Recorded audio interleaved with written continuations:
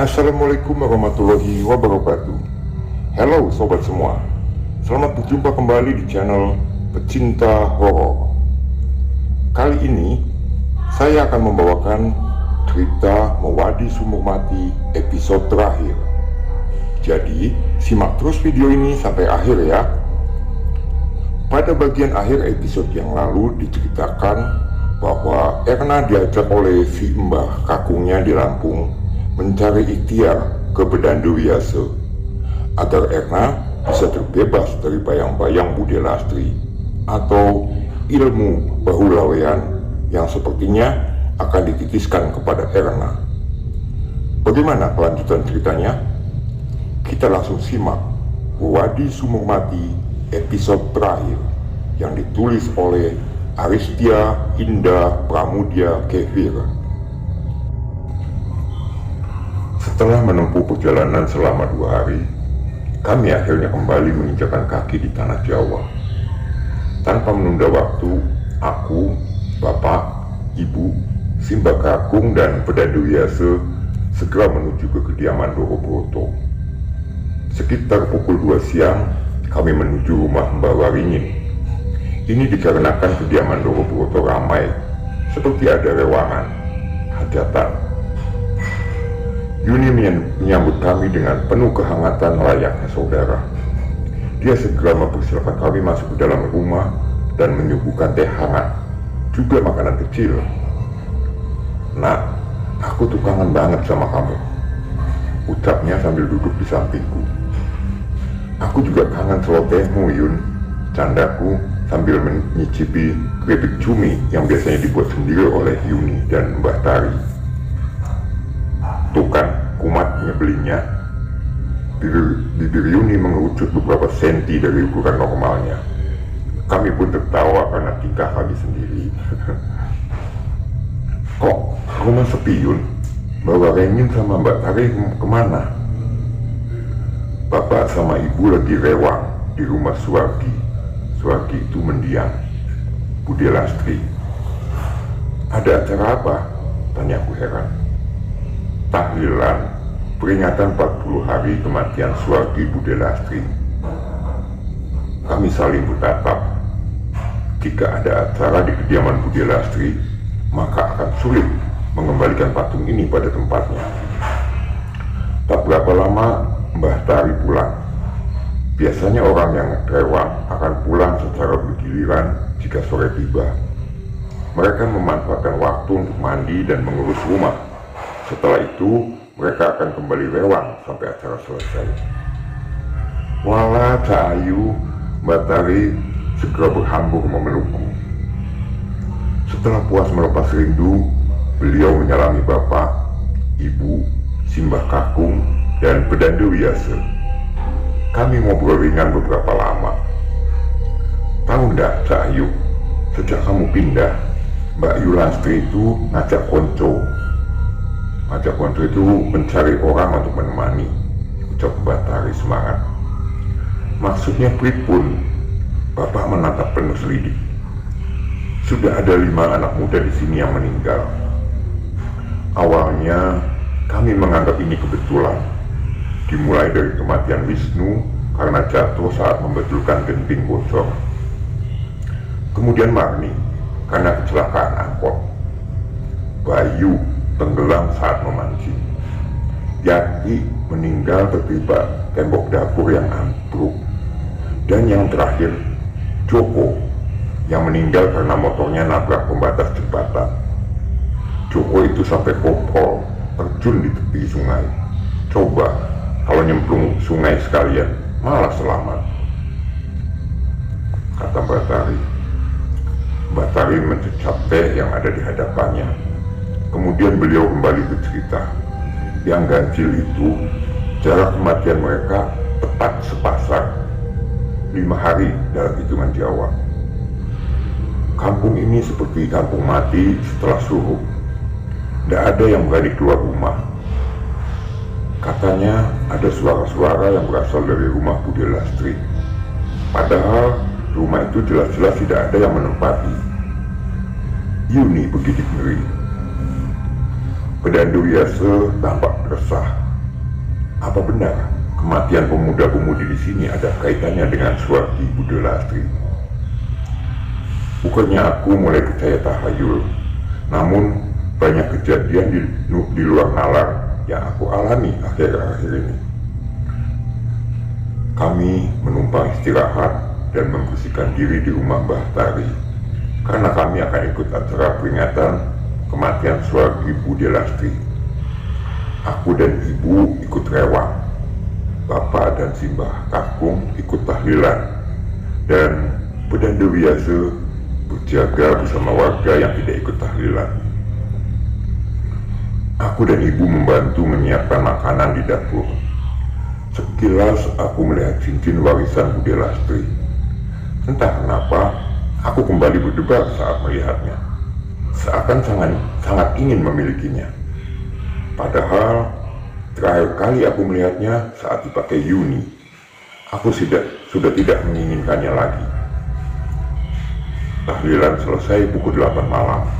Namun ternyata ada wayangan yang digelar di halaman depan. Acara ini dimaksudkan untuk ruatan atau tolak bala. Bapak, Simbah Kakung, Pedanda Wiyase dan beberapa sesepuh desa bercakap-cakap di pendopo. Tanpa sengaja, aku mendengar percakapan mereka. Jadi, Nduk Erna membawa perewangan dari dasar sumur. Pak Santoso selaku lurah menatap heran pada Bapak. Patung itu harus dikembalikan sebelum fajar, sebelum ada korban yang lain, ucap Ki Jagat yang berprofesi sebagai seorang dukun. Kami sangat memohon bantuan panjenengan Sedoyo untuk membantu putri saya mengembalikan patung itu ke tempat yang seharusnya. Bapak mengiba pada sesepuh desa. Ki Jagat dan Pak Kiai Baskoro saling menatap sinis. Mereka memang tak pernah akur.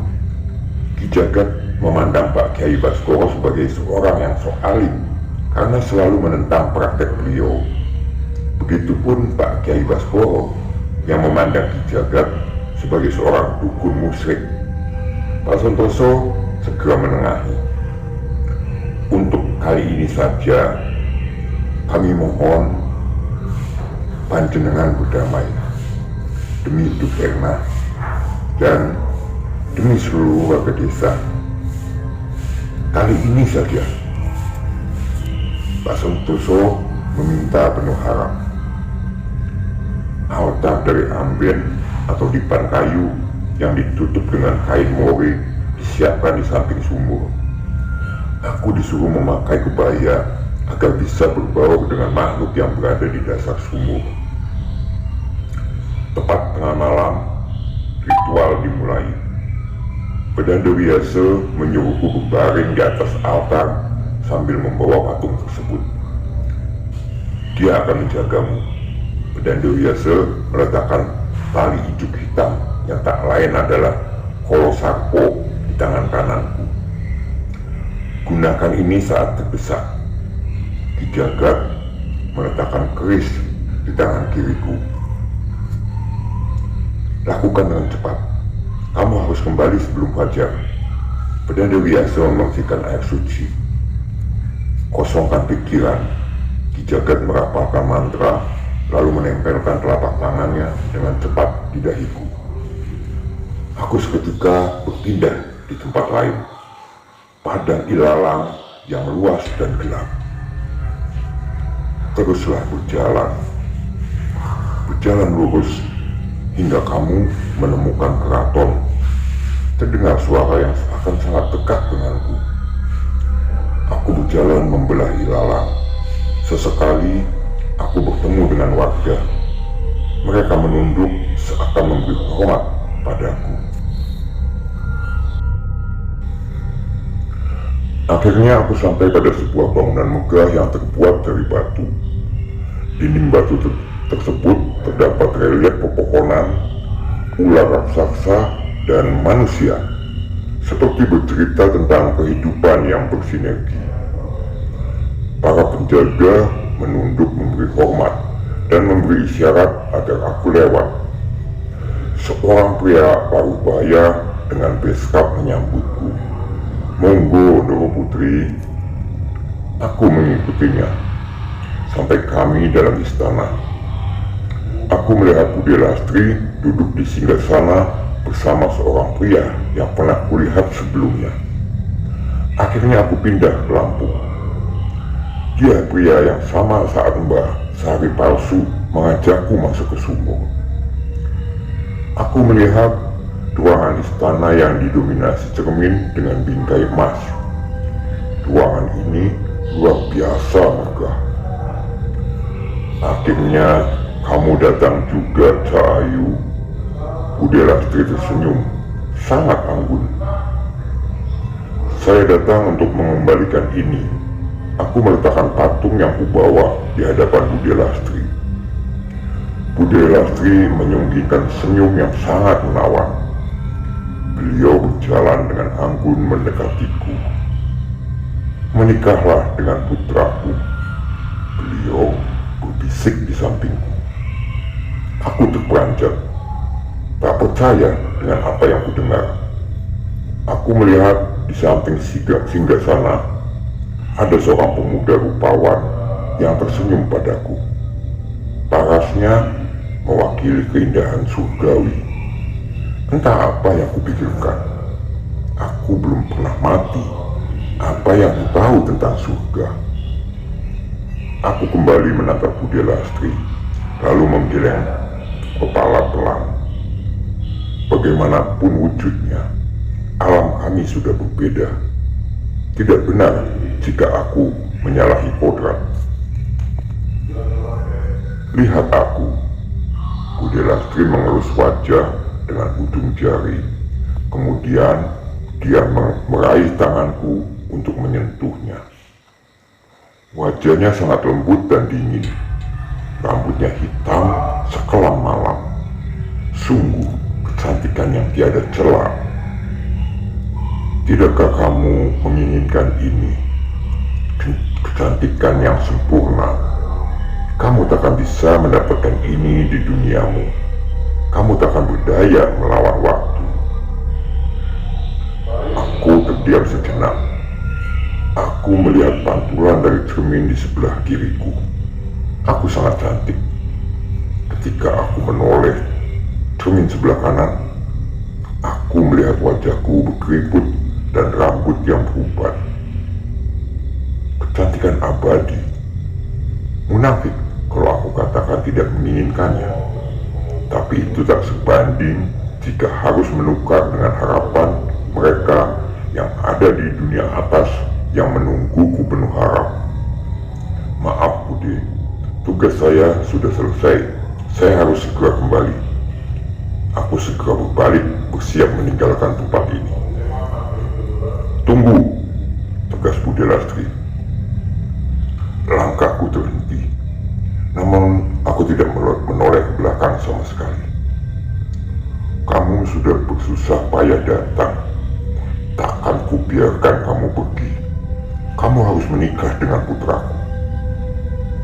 Aku segera beranjak. Beberapa pengawal menahanku. Namun anehnya, tangan mereka melepuh saat menyentuh tubuhku. Mungkin ini karena air suci dari bedah Dewi Yase. Aku segera berlari meninggalkan istana. Aku berlari sangat jauh. Aku melihat Mas Wisnu, Mas Joko, Mas Bayu, Mbak Yati, dan Mbak Marni sedang mengangkat batu-batu besar. Mereka menjadi sangat kurus dan tampak kelelahan. "Mbak, Mas, kalian sedang apa di sini?"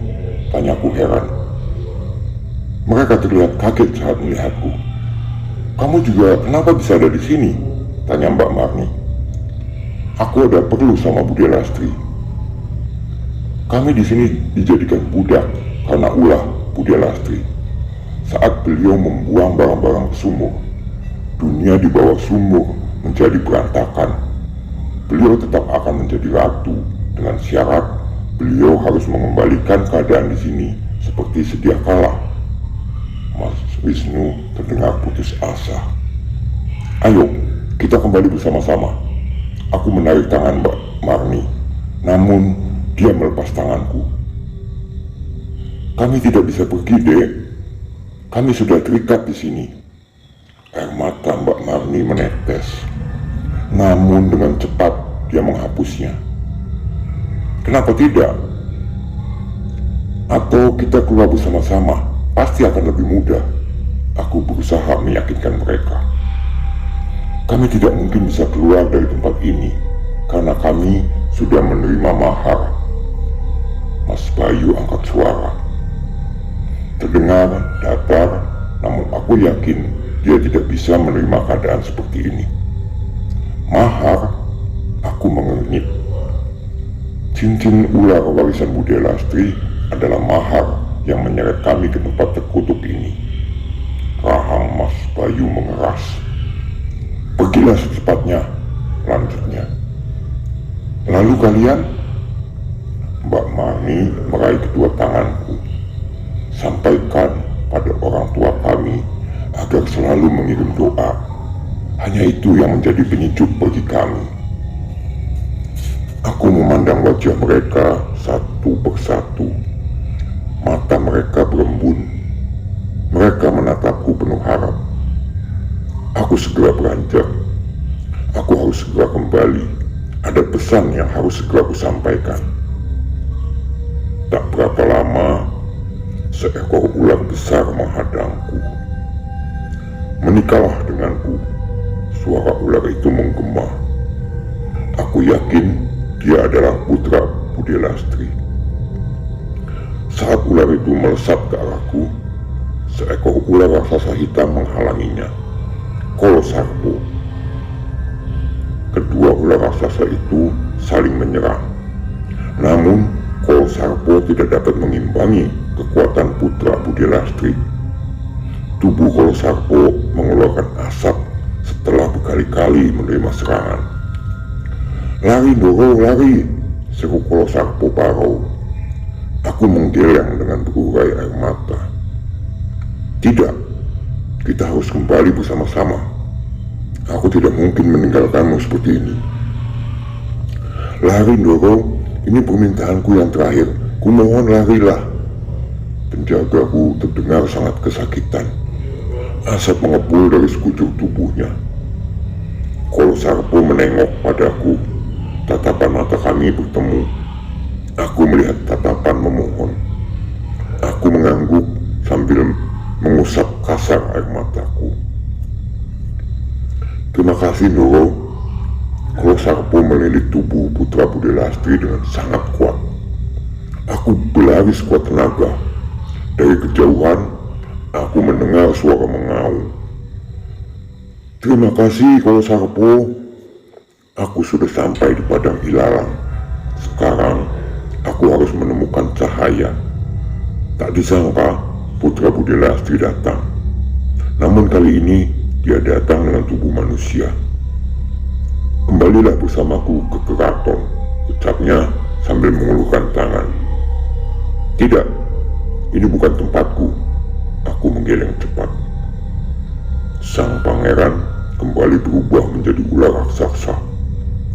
Aku kembali berlari tak tentu arah, hingga akhirnya dia berhasil menyambar dan melilit tubuhku. Aku terus-menerus meronta, tapi seakan itu tak berguna. Dia menjajalkan wajah kami. "Kamu sudah bersusah payah masuk ke sini. Takkan kubiarkan kamu pergi," ucapnya sambil menatap tajam kedua mataku. Tanpa pikir panjang, aku mencabut keris yang diberikan Ki Jagat dan menancapkan ke tubuh sang pangeran ular. Dia memekik kesakitan dan melepaskan lilitannya. Tubuhnya menggelepar. Tak membuang waktu, aku segera berlari menuju padang ilalang, tempat pertama saat aku masuk ke dunia ini. Dari kejauhan, aku melihat seseorang. Entah itu hanya khayalanku saja atau... "Ayo, kita keluar," ucapnya sambil menggandeng tanganku. Entah kenapa, saat menatapnya, tubuhku menjadi beku sesaat. Iya, belum berjalan menjauh. Namun sang pangeran sudah menyusul. Dengan tubuh setengah ular, dia menghajar Damar bertubi-tubi sambil tertawa penuh kemenangan. Aku hanya bisa menangis membayangkan jika nasib Damar akan seperti Sarpo. Mungkin sebaiknya aku mengikuti keinginan putra Budi Lastri. Cukup, aku akan ikut, tapi lepaskan dia, teriakku. Tidak, kita akan kembali, tugas Damar sambil mengerang kesakitan. Omong kosong, putra Budi Lastri kembali menghajar Damar. Damar, kamu bisa mati kalau terus seperti ini, deritku. Kita kembali bersama atau tidak ada yang kembali sama sekali. Kita sepasang, setiap tumbal di sini berpasangan. Kamu datang sebagai calon pengantin, tapi dengan kedatanganku kita menjadi tumbal. Tapi tanpa mahar, kita masih bisa keluar. Takkan kubiarkan kau merebut pengantinku. Manusia setengah ular itu sangat geram. Damar merapalkan sesuatu yang tak kudengar jelas, seperti doa. Dia mengeluarkan sebuah tasbih kayu. Mereka kembali bertarung.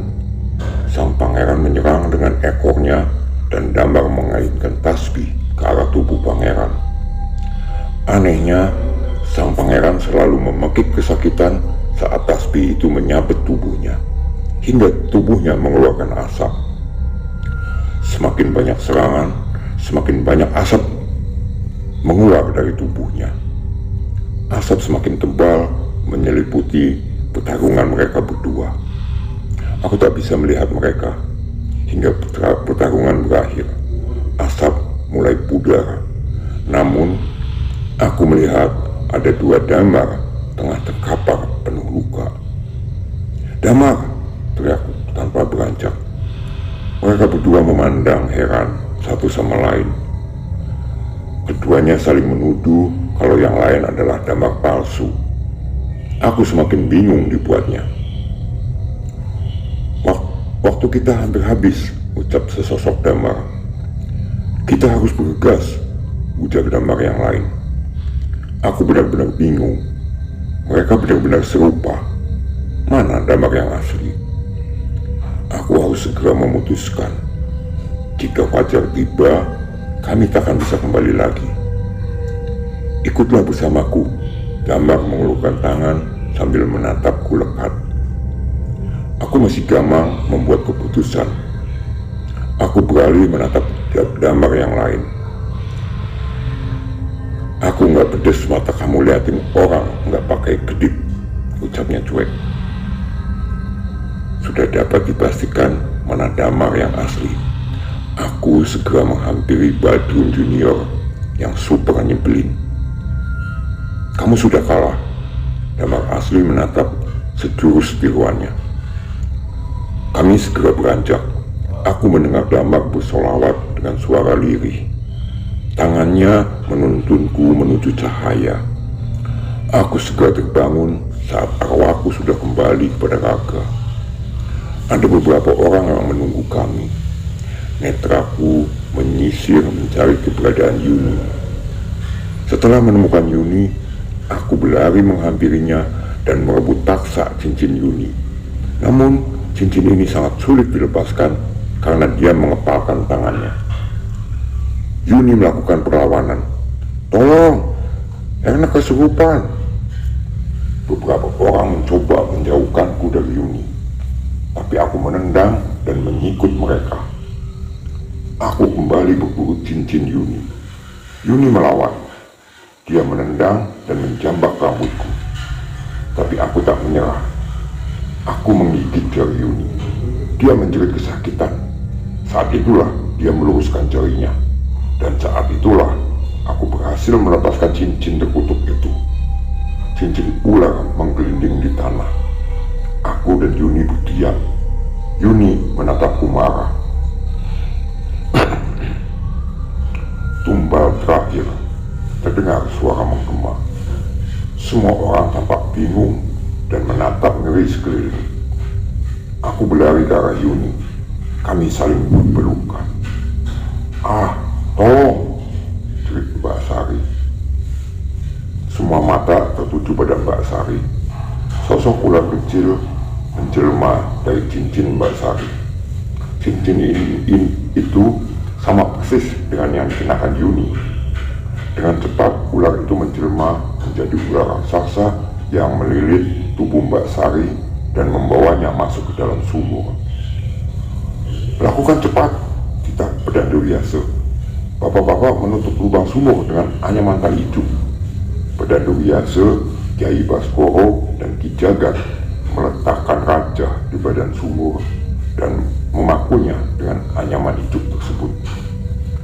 Tak berapa lama terdengar teriakan pilu dari dasar sumur. Aku yakin teriakan itu adalah suara Bude Lastri. Mbak Sari adalah saudara kesayangan Bude Lastri. Karena Mbak Sari tidak menjaga wasiat, dia sendirilah yang menjadi tumbal penutup. "Maaf ya Yun, kupikir cincinmu itu..." Aku merasa bersalah karena menggigit tangan Yuni hingga terluka. "Nggak apa-apa nak, lagi pula kamu sebenarnya cuma mau menyelamatin aku." Yuni merangkulku.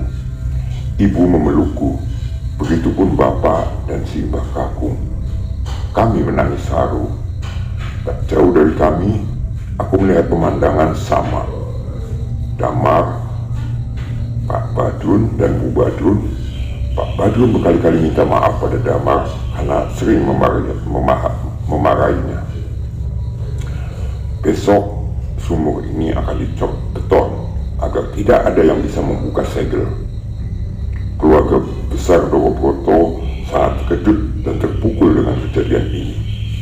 Mereka harus kehilangan anggota keluarga yang mereka sayangi dalam selapan 40 hari dalam hitungan Jawa. "Untukmu," Damar memberikan tasbih untukku. "Loh," Kyai Baskoro tampak kebingungan. Barang yang sudah diberikan, pantang diminta lagi. Bisa jadi tinjil. Damar mengingatkan dengan wajah polos. "Loh, kan tadi..." Damar langsung merangkul Kyai Baskoro. "Itu lebih bermanfaat buat dia. Pak Kyai kan bisa masukin doa lagi ke tasbih yang lain." "Oke Pak Kyai." Damar mengacungkan jempol sambil tersenyum tulus. Kyai Baskoro menggeleng sembari tersenyum. "Ya, tapi mulai sekarang kamu harus lebih rajin mengaji dan berhenti jadi biang kerok." "Beres," ucapnya sambil tersenyum lega. Damar memberikan tasbih itu untukku. Aku menunduk saat menerimanya. Wajahku memanas. Mungkin saat ini sudah seperti tomat. "Terima kasih untuk semuanya." "Ye, yang lagi berbunga-bunga." Yuni tertawa sambil menyikut lenganku pelan. "Yakin nggak lihat mukaku?" bisik Damar di dekatku. "Damar," aku menatapnya kesal. Satu persatu warga meninggalkan rumah Dorobroto untuk beristirahat dan bersiap menjalankan sholat subuh. Aku dan Yuni berjalan menuju rumah. "Nah, setelah ini kamu akan balik ke Lampung lagi?" tanya Damar. Aku berbalik. Aku melihatnya beberapa meter dari tempatku. "Aku nggak tahu, Dam. Sejauh apapun kamu pergi, suatu hari nanti aku akan menemukanmu." Damar tersenyum tulus, sangat tulus. Suara azan subuh menggema. Kami tersenyum satu sama lain sebelum beranjak menuju rumah masing-masing. "Aku akan menunggumu, Damar.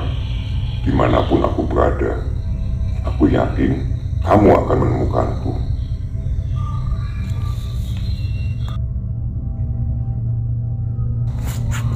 Demikian cerita Mewadi Sumur Mati telah selesai dan berakhir dengan terkuburnya Bude Lastri dalam istana keilmuannya di dasar sumur. Sebaliknya, Erna telah menemukan laki-laki idaman yang selama ini sering dia remehkan, yaitu Badrun Junior atau Damar nama aslinya. Terima kasih buat sobat semua yang telah setia menonton tayangan kami. Dan tak lupa ucapan terima kasih yang sebesar-besarnya pada penulis cerita Aristia Indah Pramudia Kehir yang telah mengizinkan cerita ini kami bawakan di channel Pecinta Horor. Akhir kata, sampai jumpa di cerita yang lainnya. Wassalamualaikum warahmatullahi wabarakatuh.